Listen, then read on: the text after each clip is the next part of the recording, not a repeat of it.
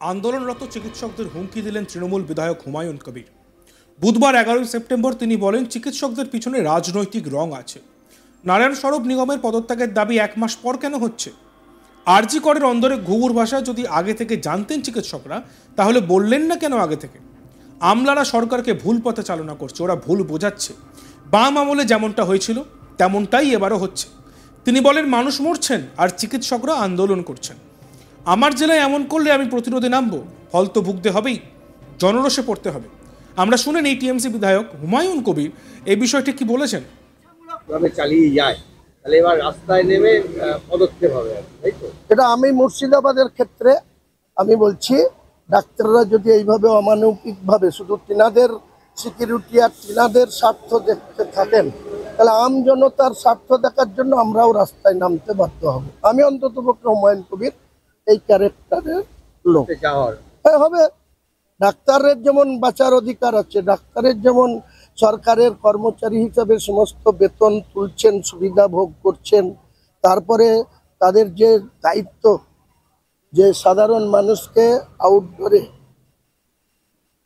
পরিষেবা দেওয়া, ইমার্জেন্সিতে পরিষেবা দেওয়া, একটা রুগী ভর্তি আছে তার দুবেলা ভিজিট করা আউটডোর, সেটা কি হচ্ছে? আমরা যখন সেই জায়গায় হাত দেবো তখন ডাক্তাররা কোথায় যাবে? আমরা তো চুপচাপ এটা মেনে নেব না। আমলাদের একটা অংশ যেভাবে আমাদের সরকারি দলকে ভুল পথে পরিচালনা করার অভিপ্রায় নিয়ে চলছেন, তাতে আমরা পাবলিকের কাছে আমাদের অনেক প্রশ্নের মুখে পড়তে হচ্ছে। আমাদেরকে তো আগামী দিনে নিজের দল এবং সংগঠনকে ধরে রাখার ক্ষেত্রে আমাদেরকেও পদক্ষেপ করতে হবে, কারণ আমরা তো মাসের পর মাস এইভাবে চুপচাপ বসে থাকতে পারি না। আমাদের মানুষগুলা যখন পরিষেবা পাচ্ছে না, এমনকি আমাদের বহরমপুরের হসপিটালগুলাই মাতৃরা যেখানে মা বোনেরদের ডেলিভারি হয়, সেখানেও সঠিকভাবে পরিষেবা পাচ্ছে না, তো আমরা কি চুপচাপ বসে থাকবো?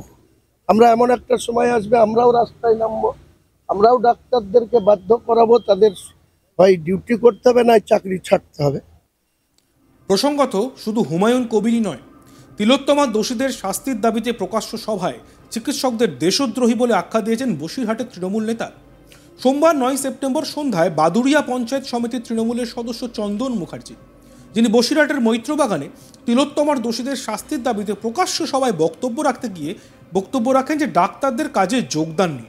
তিনি বলেন, সুপ্রিম কোর্টের নির্দেশকে অবমাননা করছেন মানে দেশের সার্বভৌমত্বকে অবমাননা করছেন, সুপ্রিম কোর্টকে অবমাননা করছেন মানে সংবিধানকে বিরোধিতা করছেন, সংবিধানকে বিরোধিতা করছেন মানে আপনি দেশদ্রোহী। দেশদ্রোহী ডাক্তার বলে আখ্যা দিলেন সমস্ত ডাক্তারদের। সবাই উপস্থিত তৃণমূল নেতা কর্মীদের ডাক্তারদের দেশদ্রোহী বলার সপক্ষে হাততালি দিতেও দেখা যায়। আমরা দেখে নিই চন্দন মুখার্জি এই দেশদ্রোহী বিষয়টি নিয়ে কি বলেছিলেন। ভারতবর্ষের ক্ষমতা নেওয়া যায় না। আপনি স্বপ্ন দেখছেন একটা গভর্নমেন্ট নির্বাচিত সরকারকে ফেলে দেবেন, 215টা এমএলএ, 29টা এমপি, আপনি তাদেরকে ফেলে দেবেন। 51% ভোট পেয়েছে 4 মাস আগে নির্বাচনে, সেই সরকারটাকে আপনি ফেলে দেবেন। ফেলে দিয়ে আপনি কেউ ভাবছেন কেউ মুখ্যমন্ত্রী হবে, কেউ অর্থমন্ত্রী হবে। এটা হয় না। এখানে আপনাকে ভোটে জিতেই আসতে হবে, এই জিনিস হবে না। সুপ্রিম কোর্ট সার্বভৌমত্বের প্রতীক, সুপ্রিম কোর্ট সংবিধানের রক্ষক। আপনি তাকে অবমাননা করছেন মানে দেশের সার্বভৌমত্বকে অবমাননা করছেন, সুপ্রিম কোর্টকে অবমাননা করছেন মানে সংবিধানকে বিরোধিতা করছেন, সংবিধানকে বিরোধিতা করছেন মানে আপনি দেশদ্রোহী। আপনি দেশদ্রোহী ডাক্তার তুমি দেশদ্রোহী। তাই আমরা আজকে বলি, আমরা এই ডাক্তারদের দেখতে চাই না। ডাক্তারদের আন্দোলনের প্রতি আমাদের পূর্ণ সমর্থন আছে, কিন্তু যে ডাক্তারদের অবহেলার কারণে মায়ের কোল খালি হয়ে যাচ্ছে, যে ডাক্তারদের অবহেলার কারণে স্বামী স্ত্রীকে হারাচ্ছে, স্ত্রী স্বামীকে হারাচ্ছে, আমরা সেই ডাক্তার চাই না। তাই আমরা আজকে রাস্তায় আমরা বলতে চাই, আপনি আন্দোলন করুন, আপনি বিচার চান, আমরা পাশে আছি, পাশে থাকবো, রাত জাগবো একসাথে। কিন্তু তার মানে এটা হতে পারে না যে ডাক্তারদের মানুষ ভগবান মনে করেন সেই ডাক্তারদেরকে দেশদ্রোহী আখ্যা দেওয়ায় বসিরহাটের জনমানসে তৈরি হয়েছে বিরূপ প্রতিক্রিয়া। বিষয়টি নিয়ে তৃণমূলের সমালোচনায় সরব হয়েছেন বসিরহাটের বিজেপি নেতা তাপস ঘোষ। অপরদিকে বাদুড়িয়া পঞ্চায়েত সমিতির তৃণমূল নেতা চন্দন মুখার্জির বক্তব্যের সপক্ষে মঞ্চে দাঁড়িয়ে হাততালি দিতে দেওয়া দেখা যাওয়া বসিরহাট পুরসভার কাউন্সিলর তথা বসিরহাট সাংগঠনিক জেলার INTTUCর সভাপতি কৌশিক দত্ত বলেন তিনি বিষয়টি ঠিকঠাক শুনতে পাননি। তিনি এও বলেন যে মুখ্যমন্ত্রী যখন কাজে যোগদানের কথা বলছেন তখন ডাক্তারদের অবশ্যই কাজে যোগদান করা উচিত। আমরা এবার শুনবো বিজেপি নেতা তাপস ঘোষ এই বিষয়ে কি বক্তব্য রাখছেন।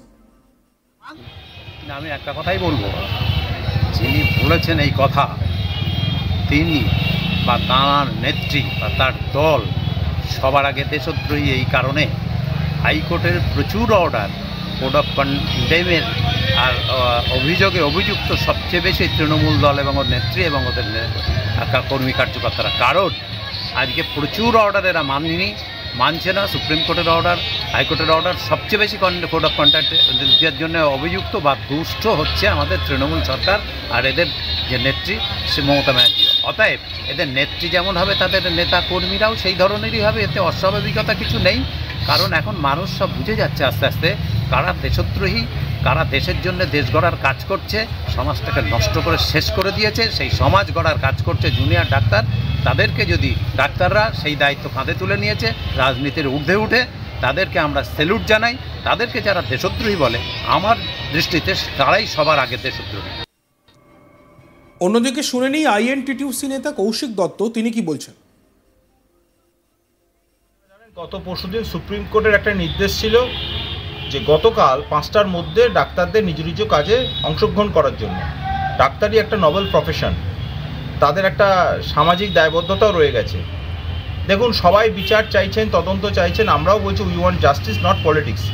এবং আমরা চাই ডাক্তাররা নিজ নিজ কাজে যদি তারা যোগদান করে, এবং ইতিমধ্যেই মমতা বন্দ্যোপাধ্যায় আমাদের জননেত্রী মুখ্যমন্ত্রী তিনিও ডাক্তারদের কিন্তু অ্যাপিল করেছেন। একই সঙ্গে সুপ্রিম কোর্টের নির্দেশ এবং রাজ্য সরকারের মুখ্যমন্ত্রীর আবেদন, আপনারা নিজ নিজ কাজে অংশগ্রহণ করুন। এবং আমি যেটা আপনি বলছেন, আমার মনে হয় ডাক্তারদেরও এবার কিন্তু কাজে অংশগ্রহণ করা উচিত। কারণ রাজ্য স্বাস্থ্য ব্যবস্থা, স্বাস্থ্যসাথী সহ মমতা বন্দ্যোপাধ্যায় অনেক গুরুত্বপূর্ণ ইতিবাচক পদক্ষেপ নিয়েছেন, কিন্তু গত কয়েকদিনে এই আরজিকর কাণ্ডকে কেন্দ্র করে স্বাস্থ্য ব্যবস্থায় এই ডাক্তারদের আন্দোলন অনেকটা নৈরাজ্য সৃষ্টি করেছেন। সাধারণ মানুষ চিকিৎসা পরিষেবা পাচ্ছেন না। সেখানে দাঁড়িয়ে আমরা সকলকেই অ্যাপিল করছি, ডাক্তাররা অনেক মেধাবী, ডাক্তার আমাদের ভগবান, আমাদের বাঁচান। ডাক্তাররা তাড়াতাড়ি তাদের কর্মে অংশগ্রহণ করে, এটা সকলেই এক্সপেক্ট করছি।